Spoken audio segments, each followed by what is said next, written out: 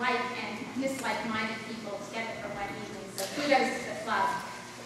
And I do want to clear up one little thing. It's been in the paper recently. The membership is quite healthy. We're at 130, and it grows every time I go to the post office box. So the numbers that were quoted were seriously incorrect in a recent newspaper. And I'd also like to let you know that those numbers that we currently have at 130 are actually larger, greater than they were in past years when the club endorsed some of the very people who currently hold elected office. So this club is in fine shape. We could use 130 more members. We'd love to have you. Ask you about sign up afterwards if you'd like. Please join me in welcoming tonight's moderator from the League of Women Voters, Mrs. Lucy Heller.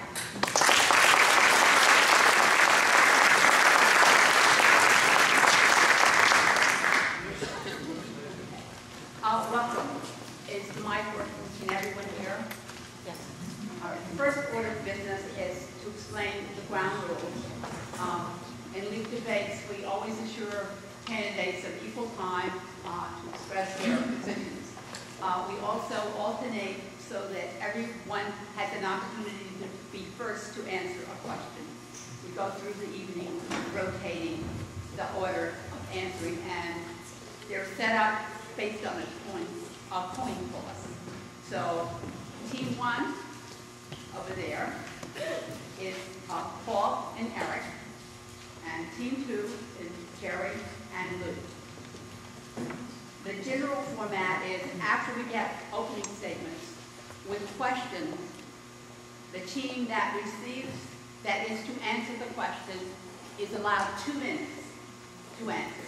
They can, one or the other or both may speak to the issue. They know they have 2 minutes and they decide how to use their 2 minutes. When they finish, the other side has an opportunity to respond for 1 minute. Same vote. They decide among themselves who speaks first, last. Their opening remarks are going to be limited to 1 minute. On questions, generally, they are limited to 2 minutes for an answer, 1 minute for a response. I will use my discretion. For example, if a question is posed to a specific individual, of course that person will go first. If it's a relevant question, the others may respond if they wish. Depending on the question, I'll probably give them 30 seconds or whatever. But the general rule is 2 minutes per question, 1 minute response. After their opening remarks, the candidates themselves submitted questions. We will go through those after the opening remarks. Then we have questions submitted by you, by the audience. And if in the course of the evening you suddenly have an idea of a question you've got to ask, please go back and over to the side table with this paper and pencil. You can write your question and bring it back here to my colleague, Minna, who's receiving the questions and assuring that I don't ask the same question 5 times. Right. And always, in league events, we deal with issues, not personalities and not personal attacks. At my discretion, I will overrule any question I feel does not follow those guidelines. Remember, we deal with policy, not personality. Okay, I think we're ready to get going. Our timekeepers are here in the center. They will give you warning signs. Of course, first you just have a minute, so you'll get a 30-second reminder and then a stop.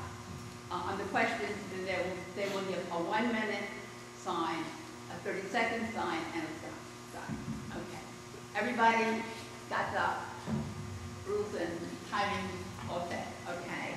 So we're going to begin opening remarks with Team 1 won the toss, and Paul will have the first opening statement. Thank you very much. My name is Paul Schulstad. I just wanted to thank the Republican Club and the League of Women Voters for organizing tonight's event. And I also want to thank everyone for coming out as well. For those of you who don't know me, I'm actually originally from Canada. I moved to the United States at the age of 21, where I went to graduate school. I entered the graduate school at MIT. I graduated with a PhD in economics.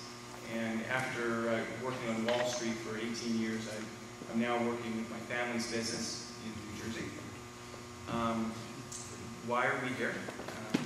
I first got involved in town matters when the municipal building proposal was first publicized widely, and I helped organize a group of residents that were successful in stopping that proposal. Along the way, we reorganized the South River Republican Club, and we helped bring Colonel Ron Gray get elected in 2013. And we're looking forward to a very fruitful debate tonight. I think I need to move slightly so I can see the time. No,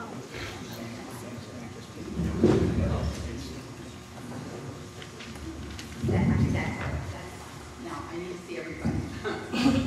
So that's it. Okay, we'll have an opening remark from Team 2, and Jared will speak first. Yeah, thank you. Thank you all for coming. I'd like to give 6 reasons why I should be on the council. One, experience. I have more experience than both of the candidates in town government. Excuse me, I could you hold the mic? can't hear. Oh, I'm sorry. Okay. I have put the time in to learn. I've held 6 positions in town from the 6 different positions in town. I'm a problem solver. I'm not a problem maker. I know how to get the best out of people in a respectful way. I have gained the respect and trust of my fellow councilmen, board members, administrative personnel, and paid professionals. This makes me an effective councilman. Integrity, I have a solid reputation in town, both as a businessman and in my personal life.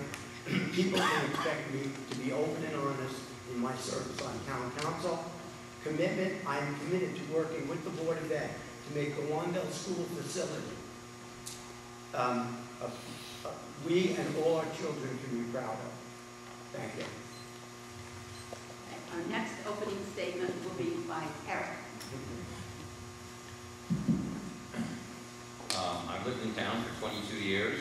I've been active in many town groups, the South River Republican Club, various volunteer organizations, as well as was on the planning board for 12 years. I'm proud of my participation in each of these areas. I recall especially fondly that I was involved in solving 2 of the most emotional and divisive issues that came up during that time. The first problem was the problem of the Wandell parking situation. I was the one to actually figure out how to get the school the improved parking and safety that the parents and the rest of us so much wanted, and at the same time preserve the wooded lot in between here and the firehouse. And we did that by creating a teacher's lot on a different piece of town property that wasn't originally considered. I was also the one that made the suggestion on how to resolve the Burning Hollow water issue, which was very divisive, and I insisted that the property rights of the homeowners be respected and not condemn their wells, and suggested the town replace the state money, and we still got the water lines in there. Everyone was able to hook up if they chose to. Thank you.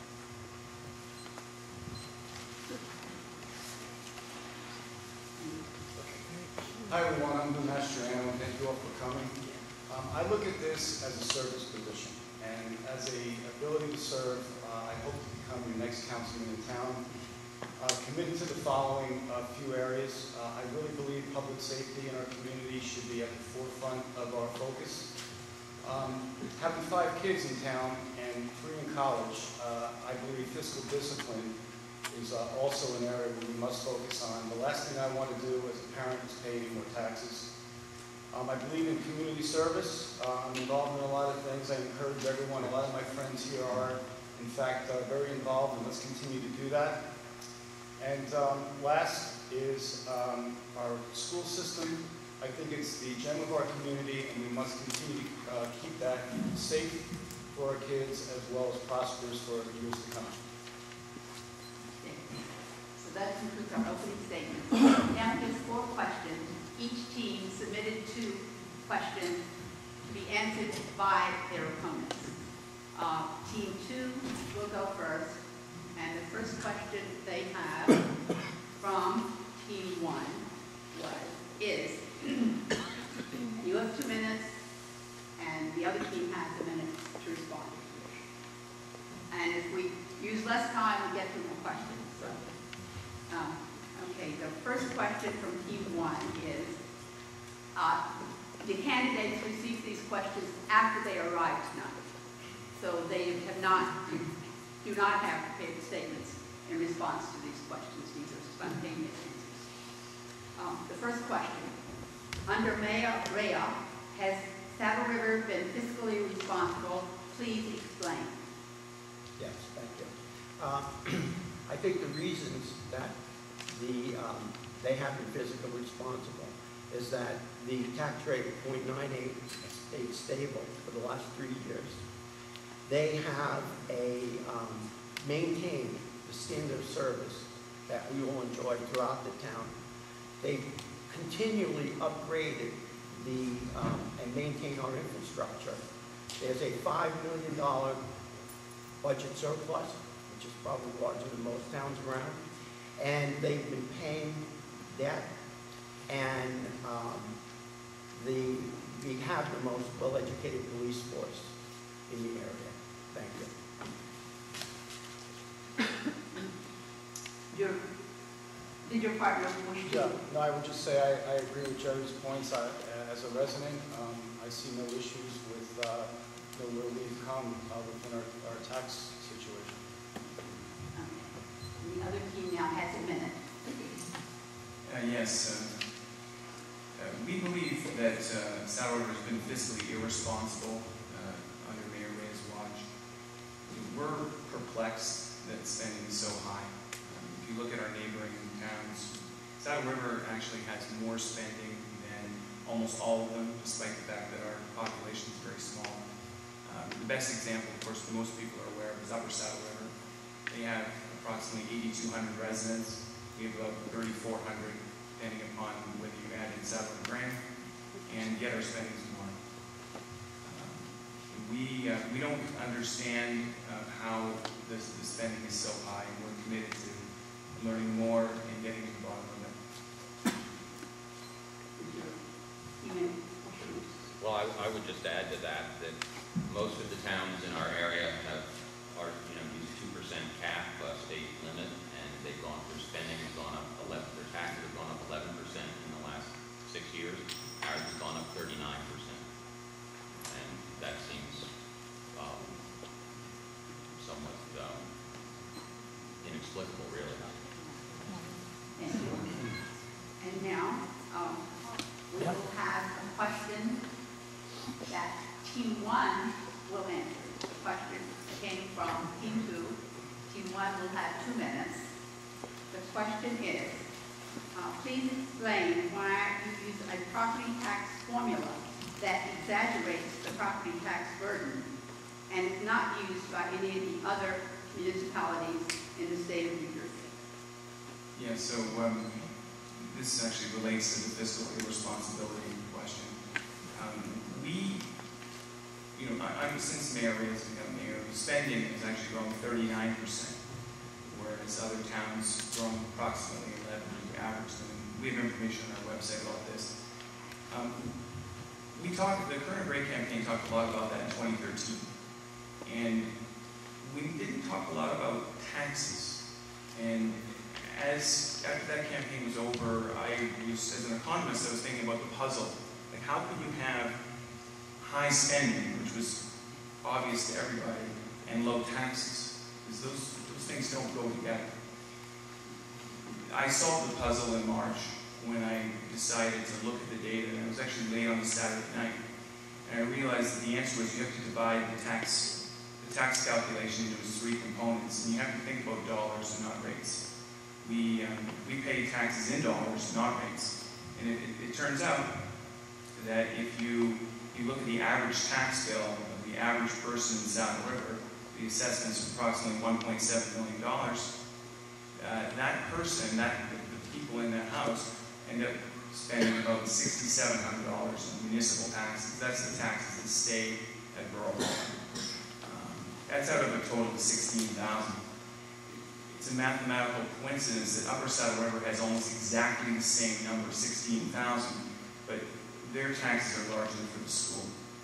So, and then it was quite a shock to me when I compared ourselves to every other town in the state, and it turned out that we were the second highest in the state. So to the extent that the question refers to misleading formulas, we're just looking at dollars. There's no formula. And unfortunately, it's not an exaggeration. What we end up seeing is that our school taxes are relatively low, and it's hiding the municipal tax burden. That completes their 2 minutes. So we'll give a minute from Team 2 to respond. Sure. You know, every town is unique. Oh, sorry. Every town is unique, and some towns have certain items on their budget that are more, somewhat less. But the fact is, when you get your tax bill, there's 565 municipalities in the state of New Jersey. They all calculate taxes the same way.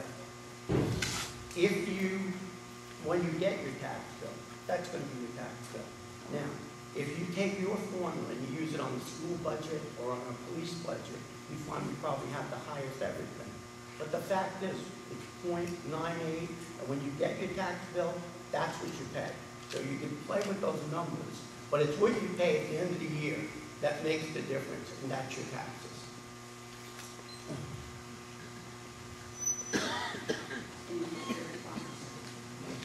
Okay. We'll move on then to the next question. And it will be time for Team 2 to answer first with 2 minutes. And Team 1 will respond with a minute. Second question is, please explain the inconsistency between your claim of fighting for taxpayers and yet participating in hundreds of OPRA, which I believe that means Open Public Meetings Act and the Citizens' Right to Records. Hundreds of OPRA requests over several years that have invaded the privacy of taxpayers and forced the taxpayers to put in countless administrative hours in responding to these requests. That was directed at our table, it turns out. So if you'd like, I'll answer that. Okay, thank you, sorry. No problem. Well, honestly, that question, as long as it is, has a number of errors. Let me address them kind of in reverse order. It claims that there's been countless hours responding to these requests. Well, maybe countless is the right word, because actually we asked Borough Hall for any accounting they might have for the total cost or hours involved, and there are no records of that at all. They have no idea. The OPRA Act does actually have exceptions for burdensome requests, and there's no justification for claiming that they haven't laid on any extra staff. It's possible it cost somebody a coffee break or something, but it has not been counted as administrative hours. It says that we've invaded the privacy of whoever, taxpayers. Well, again, this is the Open Public Records Act. These are public records. There is no private information in them. No private information is available and wouldn't be given out. This is information that's available to anybody if you care to act. They claim there's been hundreds. That would be incorrect. It's maybe been one a month. And of course, the most important thing is we claim to be fighting for taxpayers, and is that inconsistent? Well, it's not inconsistent. These requests were all important for us to be effective candidates, to be effective at the council, and it all started out 18 months ago, not several years, with learning about the Borough Hall, which was potentially a huge expense.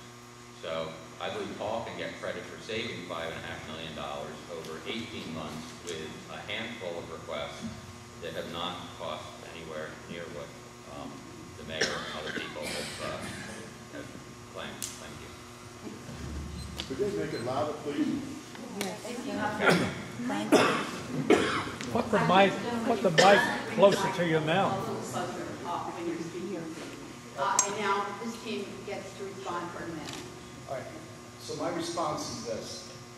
I'm glad we have Oprah. I think it's appropriate, but when it's misused for whatever egregious reason, which goes back to 1995, across multiple people in this community, okay, I think there's a point where it's unacceptable. And it is in place to protect our residents. I think that's appropriate. But when it's done across a span of time and a span of people, I think there's a line in the sand we have to say as residents, forget council, forget anything else, as residents, enough is enough.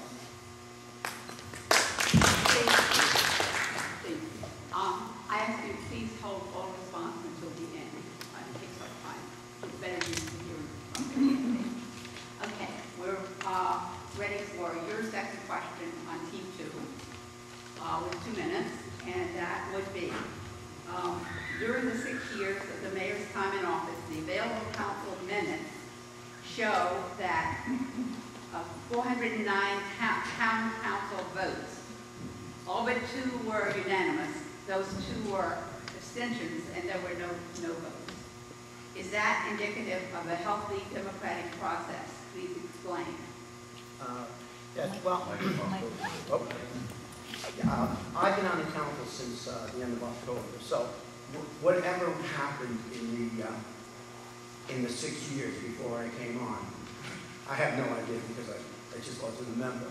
But I can tell you that now, most of the votes that we take are for meat and potato, just everyday items. Every vote that we take, there's a discussion before the vote. We all give our opinions, and if we all agree, that's fine. We vote on it. And that's good government. That's government that works. That's government that's functioning on a regular basis. If we had the type of government they have in Washington, where everything's a split vote, and they can't vote on milk for babies, that's gridlock. We don't need gridlock in Saddle River. We need reasonable people that can discuss a resolution, or paving a road, or paying a bill, and then vote on it and say, let's get on to the next thing and get this town moving. Thank you.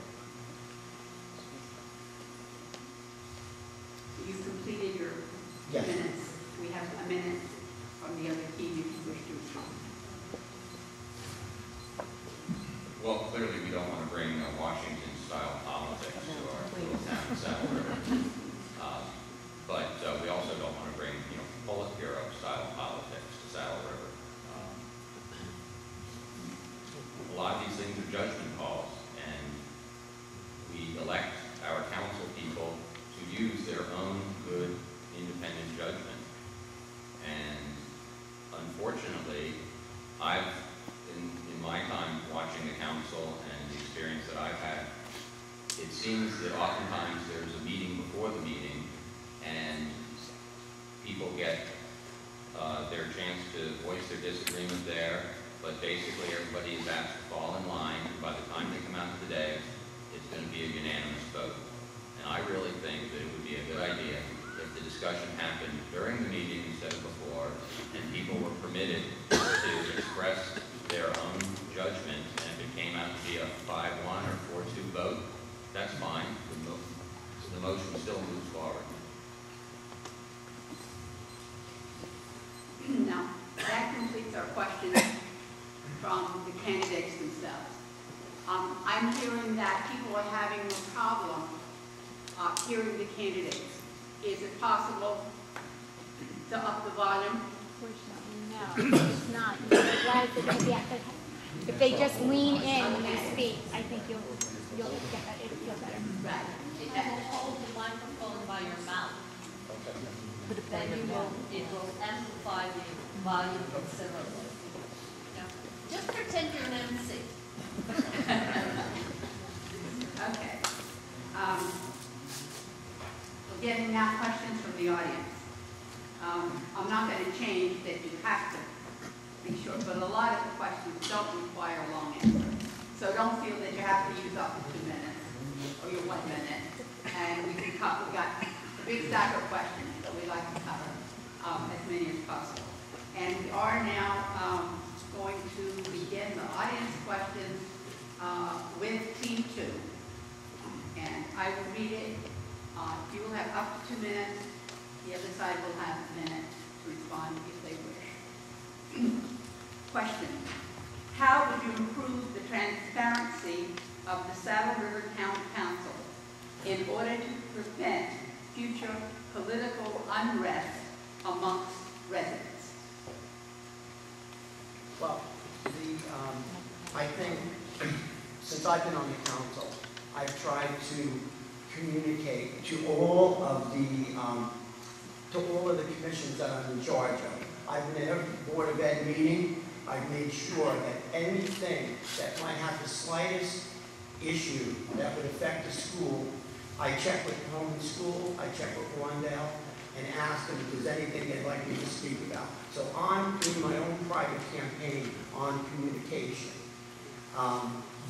If we had more people coming to our meetings, that would be transparency. Unfortunately, most people learn things from rumors. If they were actually at our meeting, they might have a chance to voice. We always encourage people to come. But, you know, everything is on record. So if anyone is interested in what is going on, the record is always there for all of us. And we strive to make everyone a participant. Thank you. We'll move on to the next audience question. And Is there Team 1. Is there no rebuttal on that? I'm sorry. Oh, yes, you do have a minute. I'll take this one. There are a number of things that we've thought about that would improve transparency in Saddle River. One is the website. If you try to find the 2014 budget, you will not find it. Eric, I think I had to ask multiple times for a copy of the budget. That's not acceptable. The OPRA process is flawed in Saddle River, the way it's implemented. It's extraordinarily difficult to get documents that we have a right to, and there are two sides to every story. We understand that we've been pillared a little bit by emails. That's fine. We can take the heat. We got involved in this 18 months ago. We're very strong people, and we're very firm.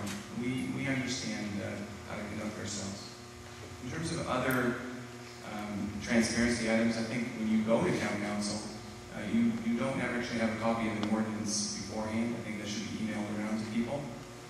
And I think generally there should be more of a consultative process before large decisions are made.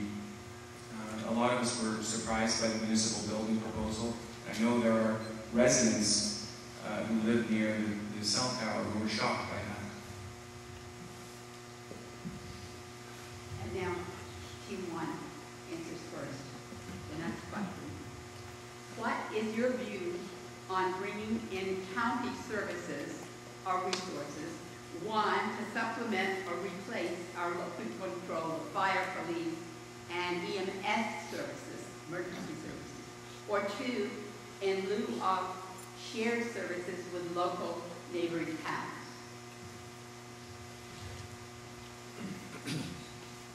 Well, there are 70-some municipalities in Bergen County, and we're all sort of famous for wanting to have local home rule. I think that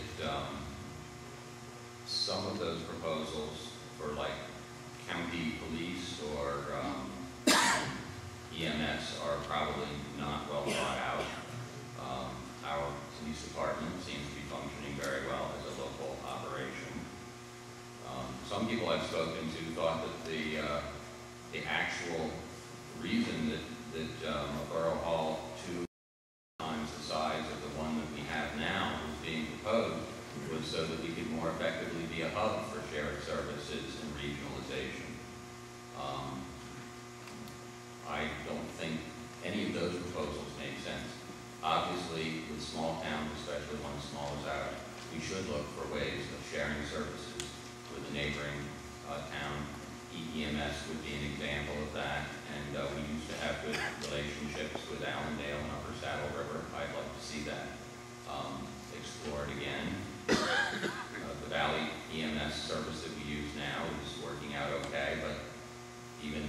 under their contract, they're not exclusive to Saddle River, and they require us to have backup arrangements that we currently don't really have in place. So that contract has never been fully implemented, as I understand it.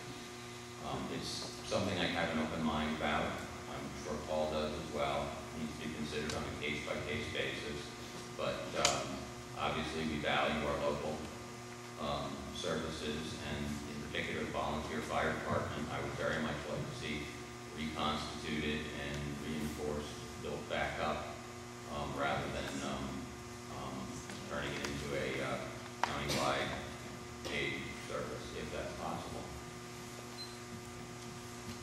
I would just like to add with regard to shared services in EMS that Councilwoman Corinne Kerner has been working aggressively to build a second and third sourcing for that. Thank you.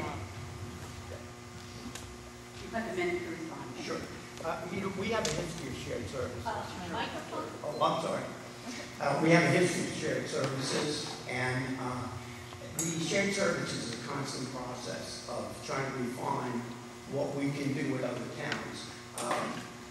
We've been very active in reaching out to other towns, insurance, and various services that we know can reduce costs. The fire department has it's a problem that's prevalent in all our towns. EMS and fire needs to be looked at very strongly so that we can do the best we can with those services.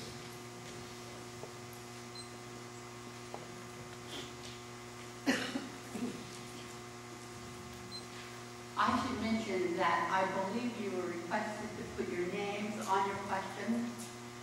And the reason for that is I don't read the names, but I want to make sure that people have an equal opportunity and individuals are not using up all the time. For that reason, if your name isn't on, your question goes into the later questions. Let's move right along now, and we have a few questions that go really fast, yes or no. And, okay, this is our fourth question, and it's our third question. And two goes first, correct? Yes. Okay. Yes or no, 30 seconds each. If you were on the council in April 2014, would you have voted yes or no to the Wandell School Student Security Improvement for the completion of security camera explanation? Yes or no answer only, please. Yes. Yes. Yes. If it was a line item, yes. That we can get through perfectly.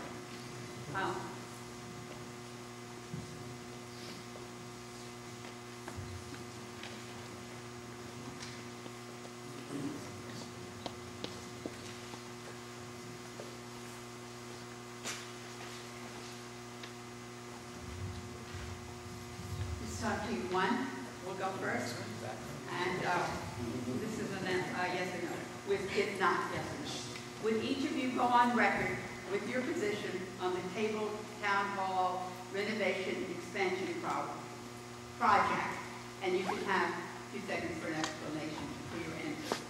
Would you go on record with your position regarding the renovation of town hall? I would be happy to go on record. I think that the plan that was promulgated a year or so ago that doubled or, as I think, quadrupled the size of Borough Hall, I'm firmly on record as being opposed to. There was a small extension made to Borough Hall some years ago. It has the bathrooms downstairs and the meeting area and back upstairs. And I think without destroying the rest of the building, it would be possible in the future to do that type of a renovation. Yes, unlike our opponents, I am famously on record with regard to the municipal building proposal. I led the charge against the expansion.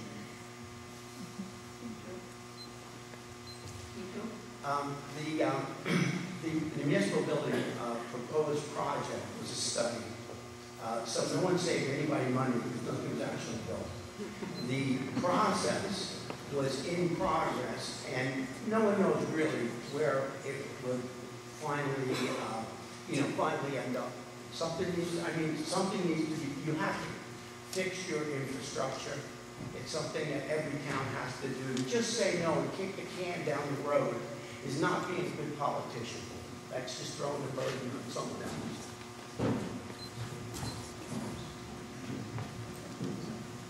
We're done on this one? It's fine. And now team 2 will answer. If we have a rebuttal on that?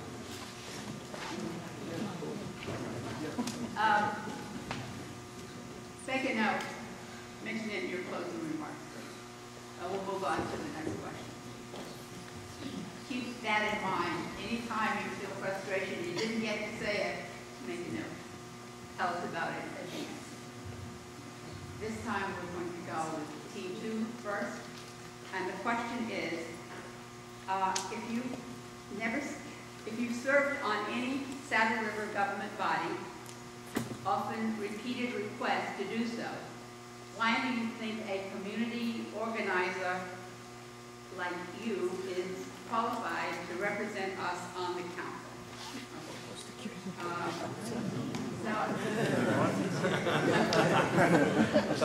Do you think you're qualified to represent us on the council? Yes, I do. I've held 6 different positions, from planning board, chairman of the environmental commission, salary trustee, museum committee. I think that I'm more than qualified. Could you speak into the microphone? Based on my experience. Yeah, Hold the mic in front of your face. Oh, okay. You want to just do it like that? Yes, I think I'm more than qualified based on the experience that I've gained in all my different positions. And for me, I've always genuinely been involved, whether it's coaching school basketball, this community garden project I just got involved in. The list goes on, but the reality is, I've been in corporate business for 30 years, managing multi-billion-dollar budgets, managing hundreds of people in different types of senior leadership opportunities. And with regards to this local government opportunity, my belief is that when you have that broad of experience, you can translate that into effective leadership on the local municipal level. How much time are you permitting for this? Unless they're yes and no, it's 2 minutes for the first team, 1 minute for the second team to speak. But we're being asked the same question. Right, yes, you respond to their answers. Well, I think that compared with the amount of experience that either of my opponents have, that I am more qualified to be on the council. I think that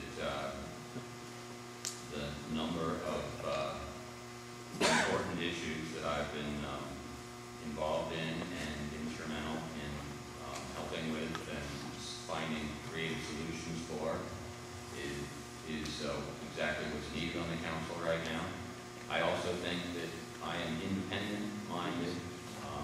I know that that's something that some people think is my disqualifying aspect for being on the council, but I think it's exactly what's called for right now. I think that question may have been directed at me. I've never served on any board, because I think it's been emailed around more than once. In my case, I bring what I believe is intellect and strength of character and the ability to persuade others. And now, team 1 gets to answer first, and we have another yes/no, 30 seconds each, okay? Do you support the Saddle River Museum as a vehicle to educate our community of the rich culture and historical history of our town? Yes or no? And hold the mic. Yes. I think that question presumes a museum none of us have seen yet, and I hope that that might be true one day. And yes or no, sir? with a brief explanation after your yes or no. Or I don't know. You're entitled to do that also. I'm withholding judgment until we actually have a museum. I would like to see that building actually used. Thank you, that's fine. That's just explanation. I don't think I can improve upon Eric's answer. I'm personally confused by the way this project is budgeted. It's an empty building right now. I've heard council people, I won't name his name, but earlier this year in which he plaintively said we need a plan for the museum. We don't have that. Well, my answer is yes. I think it's a great opportunity for our town to invest in the history of Saddle River. More importantly, again, having kids going through the Wandell school system, I look at this as an opportunity for us to take our kids across the street and give them the education of what local history looks like. It's a great opportunity.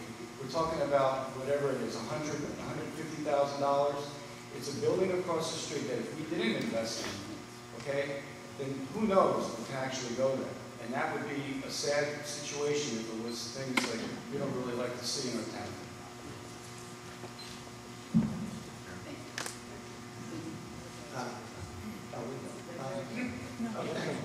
Yes, the museum is part of the historic district of our town. The museum, it took a while to get funding. It's been funded, the building has been renovated, and there's plans on the way to get the artifacts and the displays in. I think it'll be a wonderful place to bring the children from Wandell and get the sense of history that we all should have. Sometimes it takes more than 30 seconds to yes or no. Let's move right along. Team 2 gets the first answer for this one, and this is a general question, so we have 2 minutes, 1 minute time.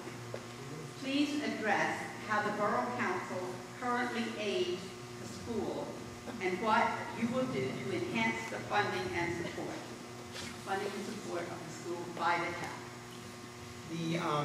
The mayor and council has provided about $225,000 or so out of the municipal budget to the school. They also provide services, maintaining the grounds. They're in the process now of doing some capital improvements, hooking up the security cameras, an emergency generator, and using the resources of the town to help them with any future renovations that they might need to have. The issue of school funding and the borough's support for the school is near and dear to my heart. I am one child in Wandell and one who's going to be going to Wandell. I think the most important thing that we as council people can do is make sure that money is spent wisely on the other side of the street. When I talk to residents, they conflate sometimes the educational budget and the borough's budget. And it's important that people understand there is a difference. If we keep taxes low on in the municipal level, there'll be more political support and more money available for the school. As candidates, I believe that all 4 of us, and in fact everyone on the council, is very supportive of the current spending that we do for Wandell.